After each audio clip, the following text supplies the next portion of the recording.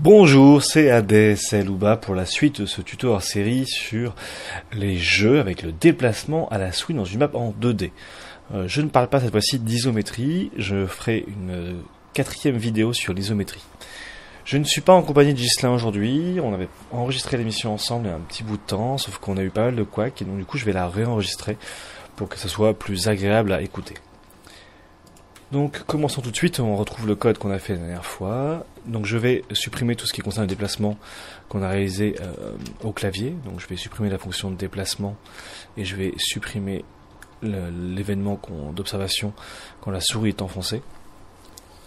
D'ailleurs j'en profite pour vous dire que j'aurai sûrement une seconde vidéo sur le déplacement au clavier pour peaufiner, parler un peu d'animation et aussi de travailler le fait de gérer l'enfoncement des touches parce que j'ai pu observer ça très récemment. Mais nous continuons pour l'instant sur le programme, c'est-à-dire nous allons voir les clics. Donc la première chose qu'il va falloir, c'est donc observer, récupérer l'information au clic de la souris de notre visiteur. Je vais donc sur le body récupérer grâce à la fonction clic l'événement. J'ai fait pas mal de copier-coller, comme je vous ai dit, j'ai déjà réalisé ce tuto avec Ghislain, on gagnera un peu de temps sur la frappe. La première chose qu'on va faire, c'est récupérer dans la variable E, qui est ici, la position de la souris dans la page. Alors attention, c'est donc la position de la souris dans la page, c'est-à-dire que là, mon jeu est dans l'angle, bien dans l'angle, donc ici, si je clique tout en coin, en gros, ce serait 0, 0, et plus je vais descendre, plus le chiffre va être important. Si jamais vous déplacez votre jeu pour l'interface, pour aérer un peu, il va falloir penser à recalculer en fonction de la place du 0, 0 de votre jeu. Là, pour l'instant, c'est assez simple, le 0, 0 est dans l'angle, donc il faut penser à rajouter, disons, les marges de placement graphique de votre jeu. Seconde étape, maintenant qu'on a la position X et la position Y, ça va être transformer cette position en valeur dans notre map. Je rappelle la map qui est composée d'un tableau qui contient des tableaux. Donc chaque tuile a un numéro X et Y. Ici on a la tuile 0, 0, on a la tuile X1, 0, Y, et ainsi de suite. On augmente toujours de X et on augmente de Y. Mais dans notre tableau, donc, ce sont des chiffres et ce ne sont pas des pixels. Donc c'est ce qu'on va obtenir ici en divisant l'info qu'on a récupérée de la souris, donc en pixels de graphique, qu'on va diviser par la largeur de notre carré qui constitue la tuile, pour dire le bon mot, donc ce qui sont les sols et les murs.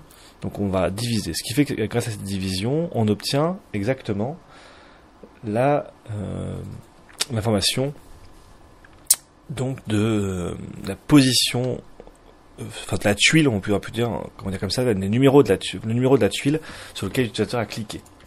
Ensuite, par sécurité, on va vérifier que ces numéros correspondent bien à une tuile et que l'utilisateur n'a pas cliqué à l'extérieur de notre map. C'est-à-dire qu'ici, je vérifie qu'il y a, si l'utilisateur, par exemple, je clique ici, on va calculer qu'il est, je sais pas, à 500 pixels du départ, on va diviser 500 par 40 et on va obtenir un chiffre qui est supérieur à 10 et donc qui sera largement à l'extérieur de notre tableau. Donc on obtiendra undefined et donc on sait qu'on est extérieur du tableau. Donc on ne s'occupe pas de ce clic. Pareil pour la position X ensuite, parce que notre tableau, on a d'abord les Y et ensuite les X. Ensuite, dans ce cas particulier, dans notre tableau, l'utilisateur peut cliquer sur le 1. S'il clique sur... il ne veut pas cliquer sur un 1, pardon. S'il clique sur n'importe quel autre chiffre, c'est bon.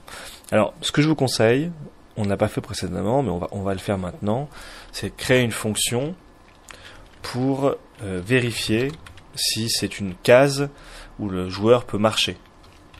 Donc on va dire, donc c'est verif vide, parce qu'on va dire que ce qui est vide, et une case qui permet au joueur de marcher. On va donner l'information X et l'information Y. On va vérifier à la rigueur ici, encore une fois, si on ne donne pas des informations qui sont à l'extérieur de la map, auquel cas on pourra répondre faux, parce que si c'est à l'extérieur, ce n'est pas vide, ce n'est pas disponible pour le déplacement. Et ensuite, on va faire un switch avec le résultat, donc y, x, et en fonction du résultat, on va donner, donc ici, si c'est 1, on retourne faux, si c'est autre chose, on va répondre oui. Vrai. Voilà, ça nous permet comme ça de vérifier, et si plus tard on rajoute des cases dans notre explication, ben on pourra modifier simplement cette fonction. Donc je vais ici remplacer en faisant if mj verifvide tx ty, et du coup si c'est juste on va pouvoir passer à la suite, sinon on va vérifier tout de suite si je n'ai pas fait d'erreur dans mon explication en récupérant tx et ty.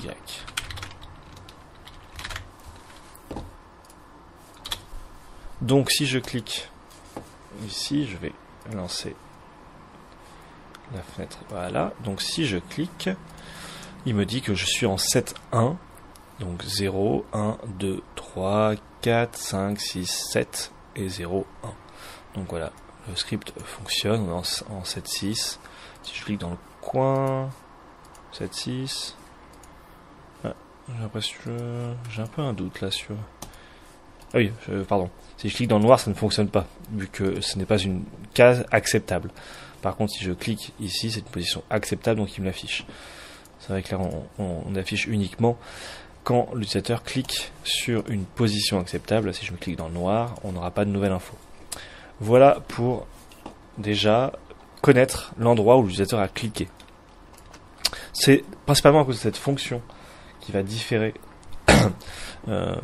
quand on sera en isométrie, qui va être plus complexe, que je ferai une seconde vidéo. La suite sera identique. Donc, nous allons déplacer le perso. Pour déplacer le perso, quand on va cliquer, on va avoir besoin de connaître le chemin le plus court pour aller à cet endroit. Donc si je clique ici, le chemin le plus court c'est celui-ci, donc il va falloir le trouver. Pour ça, on va créer une fonction. Alors, on va commencer déjà par créer tout un ensemble de fonctions pour trouver ce chemin.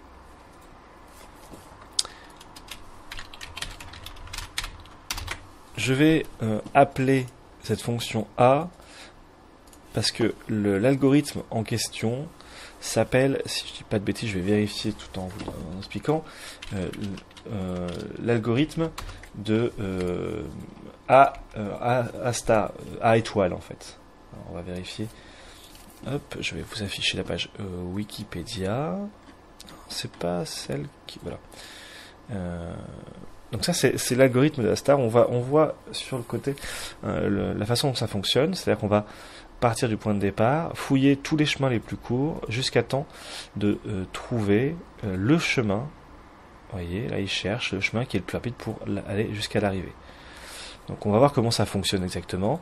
C'est vraiment la fonction, enfin l'algorithme le plus rapide. Il en existe un deuxième que j'ai mangé le nom, mais qui demandera beaucoup plus de ressources parce qu'il va partir de notre départ et qui va fouiller tout autour et grossir, mais si votre map est très grande, ça va demander beaucoup plus de puissance que l'algorithme A star, donc A étoile. Hein, vous voyez comment ça s'écrit. Donc c'est pour ça que j'appelle ma fonction A. Dans cette fonction, on va commencer avec directement par créer une fonction trouvée, dans laquelle on va donner la position de départ et la position d'arrivée. Donc je vais appeler ça départ X et pour début X, début Y, fin X et fin Y.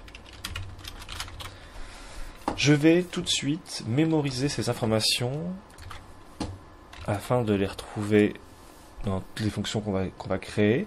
Et donc, elle va être enregistrée dans mon A. C'est-à-dire qu'en fait, vu que this ici fait appel à A.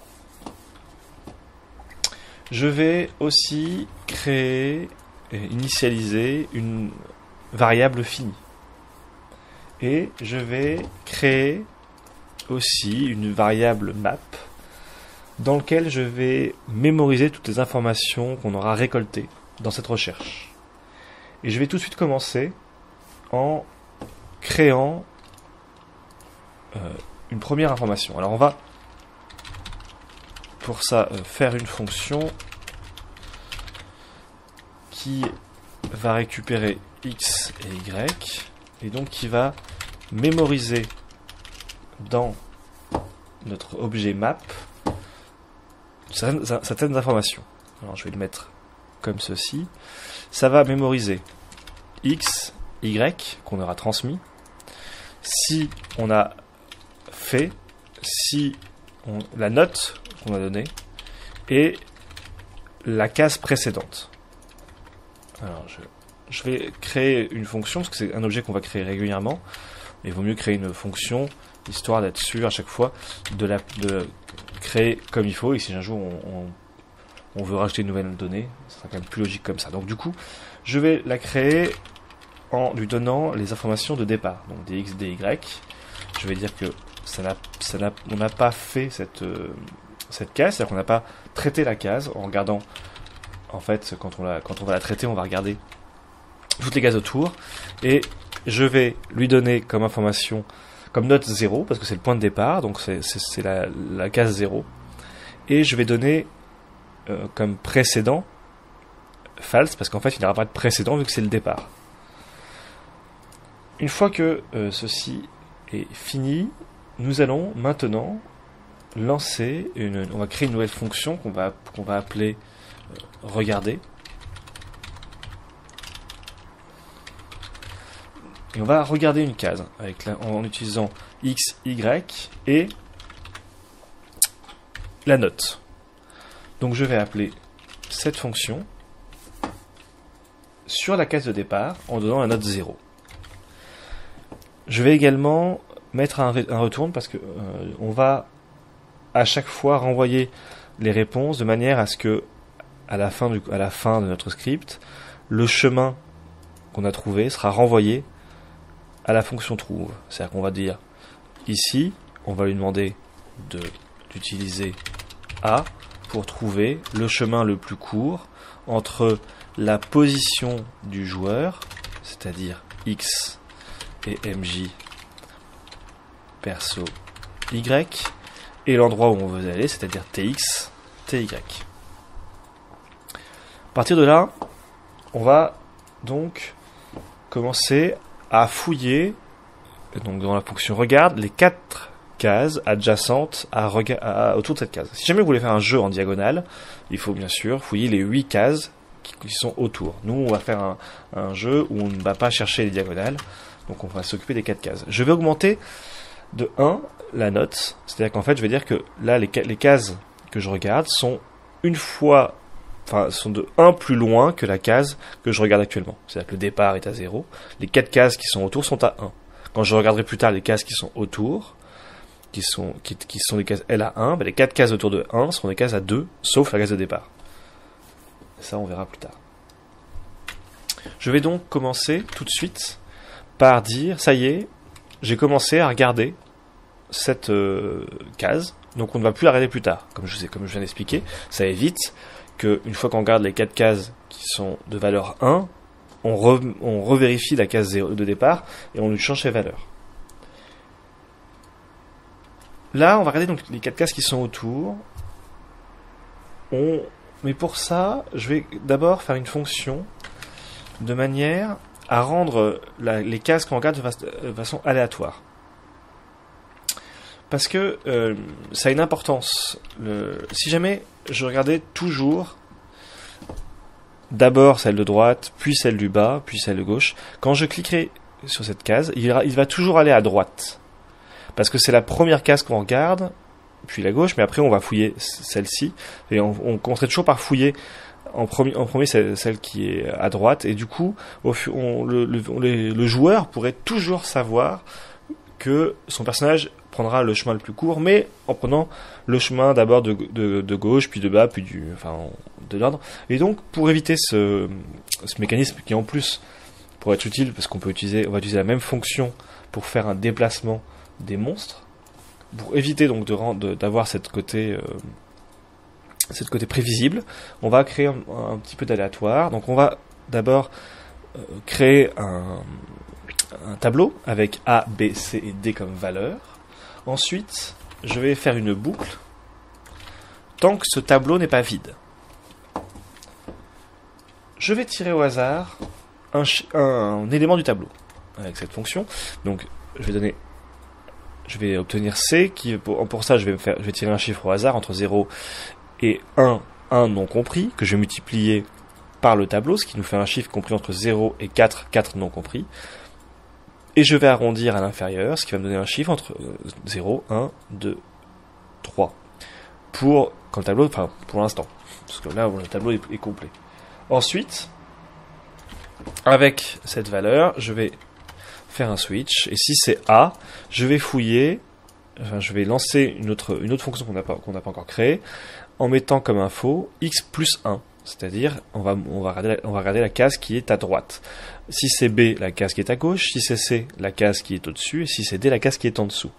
Ensuite, maintenant qu'on a réalisé cette recherche, nous allons supprimer du tableau la case que l'on a fouillée. C'est-à-dire que C, c'est le numéro du tableau. Et on va supprimer cette case. Donc du coup, la boucle va continuer, mais il manquera une des lettres.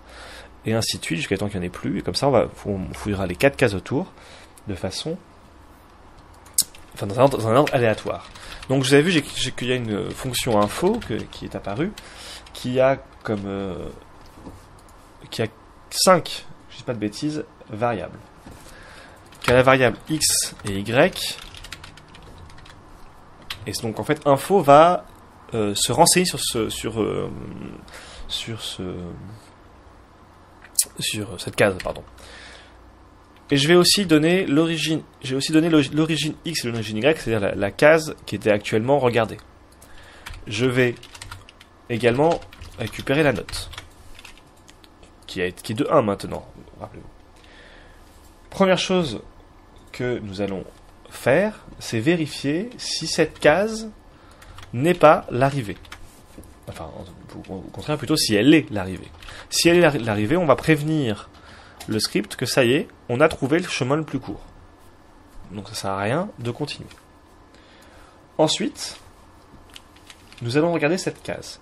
On va utiliser pour ça la fonction qu'on a fait tout à l'heure de vide. C'est-à-dire que on va regarder si cette case permet de marcher. Donc vérifie vide. On lui donne x, on lui donne y. Si cette case permet de marcher, alors on va donner comme info à cette case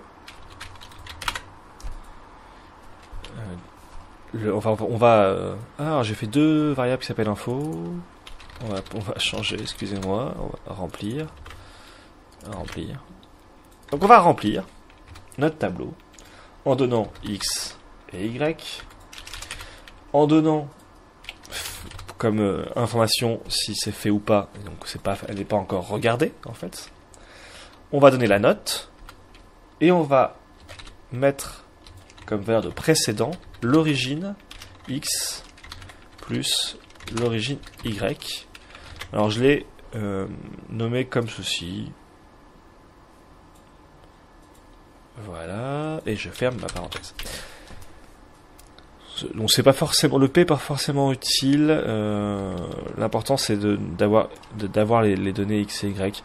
On pourrait très bien le marquer comme ça. Bon, je vais garder l'exemple que j'avais donné la dernière fois. Après ça c'est une appellation à vous. De mémoire, dans le premier jeu que j'avais fait, c'est le nom de mes tuiles, l'idée HTML, et du coup vu qu'un ID HTML ne peut pas commencer par un chiffre, j'ai mis un P avant.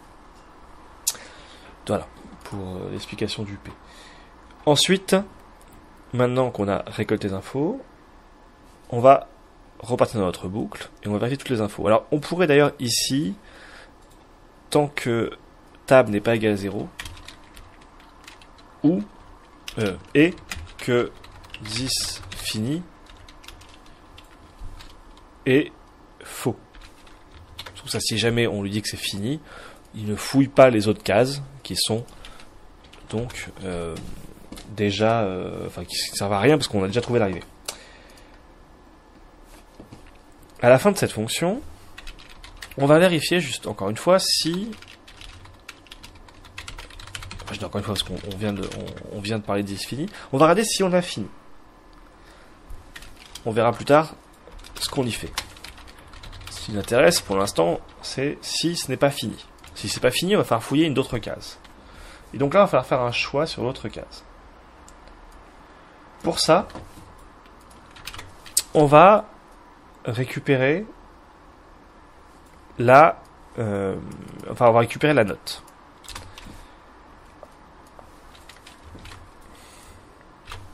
On va aussi créer, la meilleure note et le meilleur point. Alors, ma note, j'ai mis un gros chiffre. C'est que plus la distance à parcourir va être loin, plus le chiffre va être gros. Bon là, avant que le bonhomme doit parcourir cette quantité de cases, on est quand même normalement bon.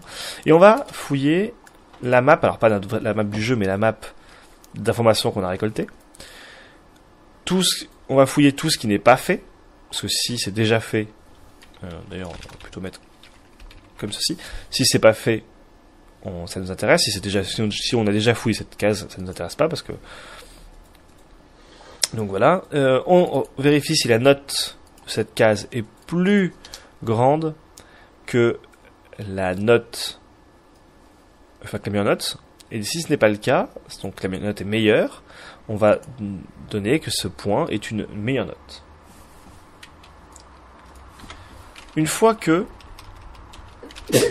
nous avons obtenu, nous avons fini cette boucle, c'est-à-dire qu'on a fouillé tous les points disponibles, on va regarder si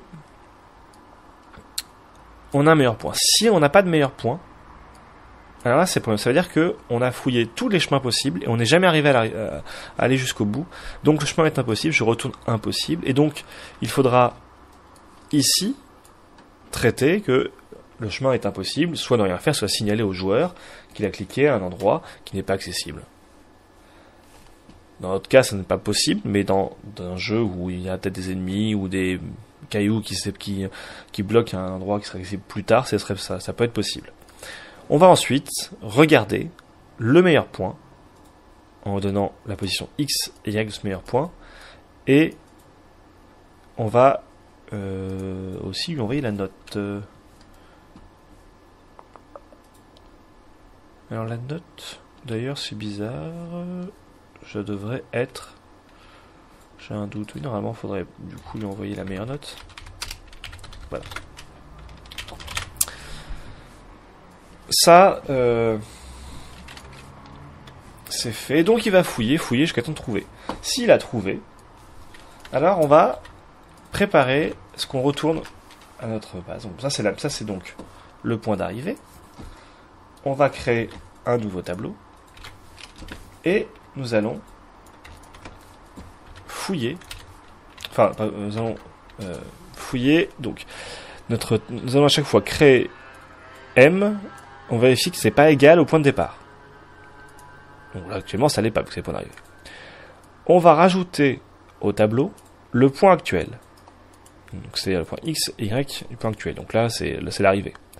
Puis, on va donner à M la case précédente. Souvenez-vous, dans les infos qu'on récolte, à chaque fois, on donne le précédent. C'est-à-dire que quand on fouille, on va fouiller ici. Donc là, la case précédente est faux. Ici, quand on vient fouiller ces deux-là, on dit que la case précédente, c'est celle-ci, et ainsi de suite.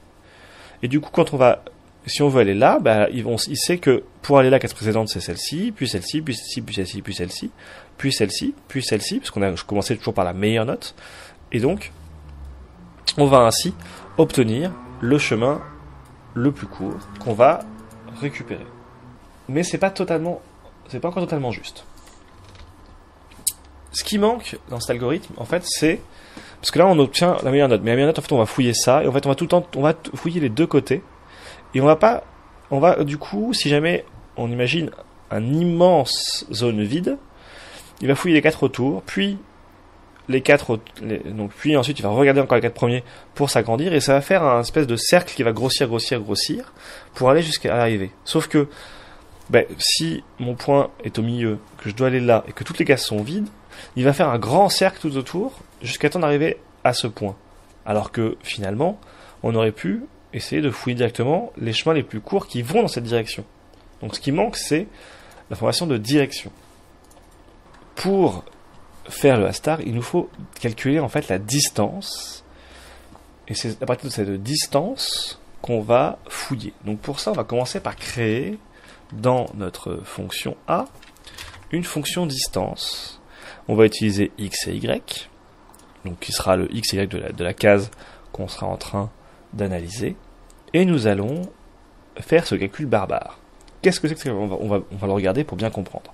Je prends déjà la différence entre l'arrivée et entre la position d'arrivée x et le x actuel, et je fais matpo. Matpo, c'est multiplier, c'est pour faire une puissance, voilà. Donc puissance 2, donc au carré.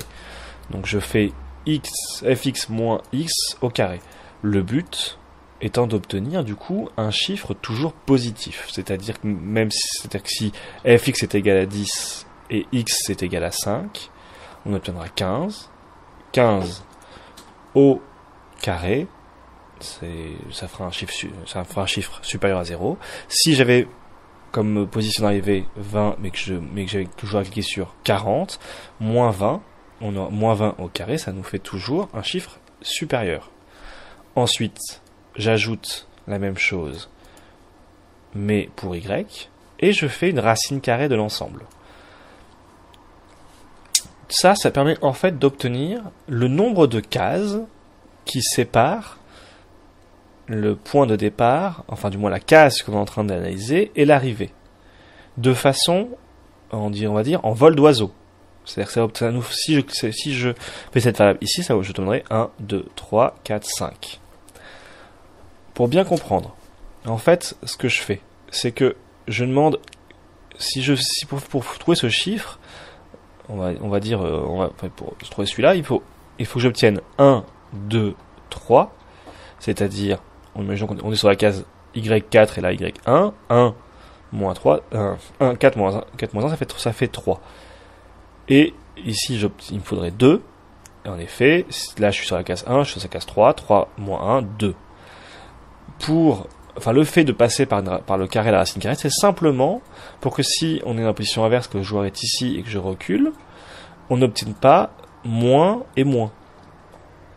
Dans l'occurrence, ça nous ferait un résultat négatif qui nous donnerait la distance en façon négative, mais si la position x serait, par exemple, si je vais cliquer ici, il va d'être plus 1 en x et de moins 1 en y. Mais la distance ne sera pas de 0, elle sera bien de 2. D'où le fait qu'il faut passer les chiffres en positif. Voilà ce calcul barbare, j'espère que j'ai été assez clair. Donc cette distance, on va la mémoriser ici. Distance. Donc on va faire 10 distance, et on va lui donner comme info x, y. Donc maintenant qu'on connaît la distance, nous allons ici non plus chercher le point qui a la note la plus basse, mais le point qui a la distance la plus basse.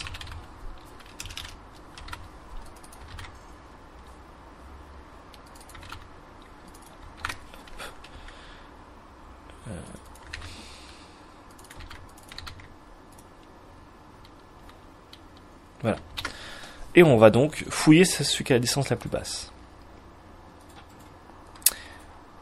Ceci fait, on a une dernière chose à faire dans l'info.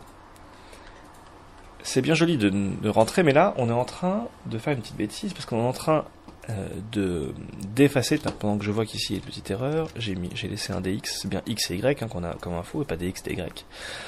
Donc le but ici, maintenant qu'on sait que la case est acceptable, c'est de vérifier quand même deux choses. Un, si cette case n'a jamais été fouillée auparavant,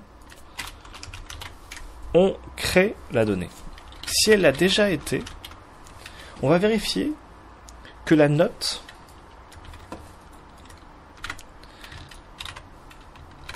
qu'a cette case,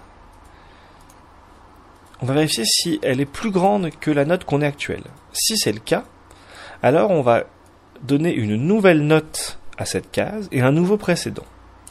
J'explique le principe.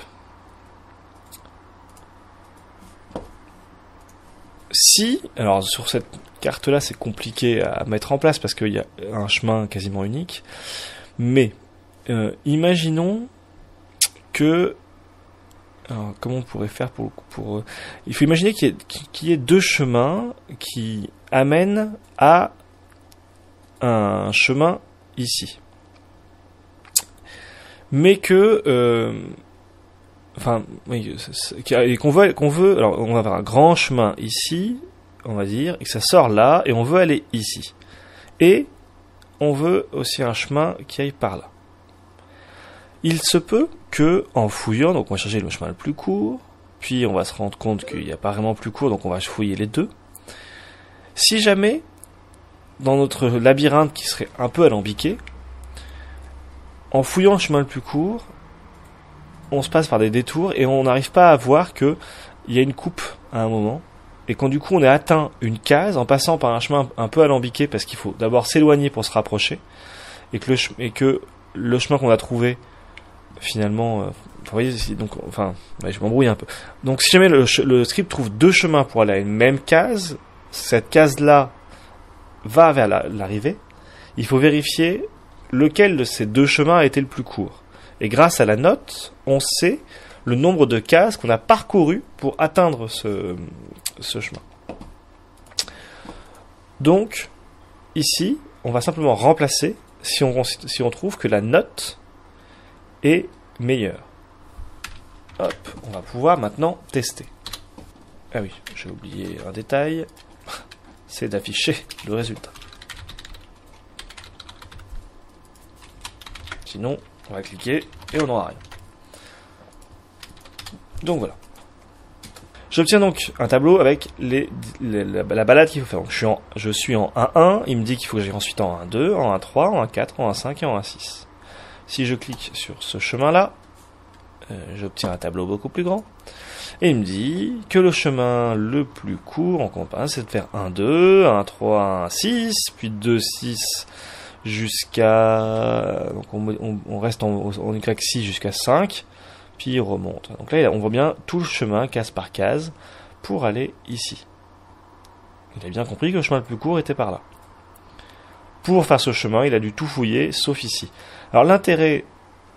Donc si jamais on enlevait la notion de distance. Alors la notion de distance de la star, pour bien clarifier avec l'autre possibilité, donc elle intervient grâce à la fonction ici, on enregistre la distance là, et c'est simplement, on utilise la distance simplement pour déterminer la prochaine case à fouiller, de manière à fouiller en priorité les cases qui vont dans la bonne direction. On va d'abord fouiller en priorité les cases qui sont le plus proches de l'arrivée. Dans pas mal de cas, on gagnera beaucoup de cases parce qu'on ne fouillera pas les cases qui sont au-dessus, sauf dans un labyrinthe où des fois, pas de bol, le nombre de cases parcourues sera identique. Mais on n'aura jamais, grâce à Star, plus de cases que dans l'algorithme de base qui va fouiller en faisant une spirale. Donc maintenant qu'on a notre tableau, on va pouvoir l'utiliser pour déplacer notre personnage. Donc soyons plutôt clairs que là, cet algorithme, ce boulot n'aura pas à le refaire sur la map ISO. Parce que ce boulot est un boulot de recherche sur notre map de script en tableau. Donc maintenant, On va faire le déplacement. On va créer pour ça. Alors, là, je vais faire un déplacement simplifié. On va pas forcément utiliser. Enfin, c'est pas une possibilité unique. À vous aussi de voir. On verra peut-être que je ferai des tutos là-dessus. Vous me dites si ça vous intéresse sur l'animation. Là, on va faire une animation saccadée et pas très jolie. Si vous voulez qu'on travaille sur une animation plus complexe avec des pas, on pourra faire un tuto dessus. J'ai réalisé actuellement un jeu justement où mon perso va réaliser des pas plus propres et où l'animation sera gérée de façon entière, on va dire. Donc voilà, donc là du coup je virai la console et je vais récupérer le chemin. Donc ici j'ai mon chemin et alors je vais quand même vérifier que mon chemin n'est pas égal à impossible. Vous vous rappelez? Ici, si on ne trouve pas de chemin, on répond impossible. Si c'est impossible, on ne se déplace pas. Si c'est possible, on lance le déplacement. Et en fait, là, ce que je vais lancer, c'est ici, j'ai enregistré le chemin le plus court. Et maintenant, je vais me déplacer dans le chemin le plus court. Avec une fonction de déplacement. Je vais commencer par récupérer l'index, donc le dernier numéro du tableau. Donc je vais pour ça prendre la quantité du tableau -1, parce que un tableau qui a 4 entrées a comme dernier index 3. Donc je vais récupérer l'idée, donc c'est-à-dire pas l'idée, un objet qui contient X et Y de la case où je dois me déplacer. Parce qu'on se rappelle que le tableau que j'ai envoyé est un tableau qui montre la dernière case, qui va plutôt chercher, vous voyez, à remonter le chemin. Ensuite, je vais supprimer cet élément parce que je l'ai déjà fait. Et je vais déplacer mon perso. Donc on avait mémorisé l'objet en div. Là, on est dans le HTML et JavaScript. On n'est plus dans un script généraliste par rapport au reste. Et donc je vais lui donner comme top la position Y, la nouvelle hauteur. Je vais ajouter la position, le pixel, pareil pour left. Je vais définir que mon perso est maintenant sur cette case. Et je vais dire, dans 40 millièmes de seconde, tu fais le déplacement suivant. J'ai une erreur. 161. Oui, c'est pas chemin. C'est déplace. Chemin, c'est la variable qu'on a sauvegardée après. Hop. Ah, pardon, j'ai mis ici pas égal. C'est bien sûr si c'est égal à chemin qu'il faut. Enfin, si c'est égal à impossible qu'il faut arrêter. Sinon, on fait le chemin, il est possible. Donc voilà. Hop, le déplacement perso. Alors j'ai une petite erreur. Oui, j'ai fait une petite erreur qui est assez simple. Je n'ai pas stoppé le chemin. C'est-à-dire qu'il faut maintenant que si le chemin est vide, donc la quantité est égale à 0, on arrête de se déplacer. Donc voilà pour notre déplacement au clic. J'ai mis égal et non pas égal. Excusez-moi, je suis un peu fatigué. Voilà. Tac, donc voilà notre déplacement.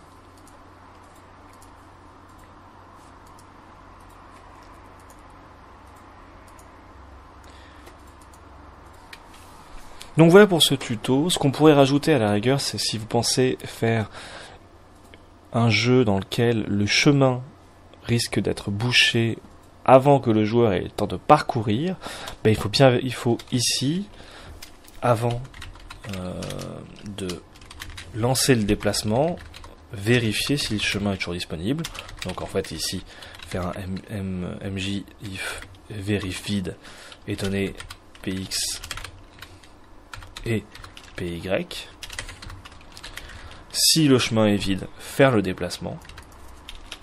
S'il ne l'est pas, soit on s'arrête là et on vide enfin quoi qu'il arrive, on vaut mieux vider de toute façon le chemin pour qu'il soit égal à rien au cas où. Et en plus de ça, soit on va lancer une nouvelle recherche pour aller vers le 10 chemin 0xy, je vous rappelle que 10-0 c'est l'arrivée où voulait le joueur.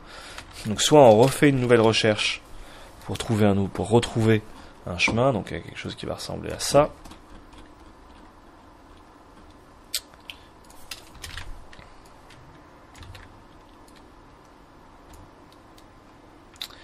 Donc il va ressembler à ceci.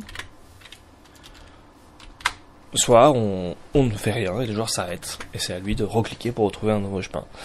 J'espère que j'ai été clair. N'hésitez pas, si vous avez des questions, à les poser en commentaire. Je ferai une autre vidéo sûrement semaine prochaine sur le déplacement au clic dans une map ISO.